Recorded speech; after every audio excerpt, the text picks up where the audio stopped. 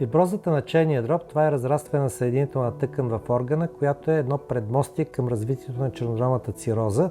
Тази съединителна тъкан е свързана с повишеното отлагане на колаген в черния дроб, което пък само по себе си винаги се реализира след като преди това имаме висока ензимна активност, т.е. има изразено възпаление на органа. И когато това възпаление продължи повече от известен период години, 5-10 години, тогава вече се развива и чернодробната цироза на базата на тази фиброзна тъкан. Затова повечето от изследователите, които в момента се занимават с чернодробната патология, изследват тези пациенти по инвазивен или неинвазивен начин. По инвазивен начин с чернодробна биопсия, която определя точното ниво на фиброза, или напоследък придобилите популярност си заместителни методи, които ние използваме.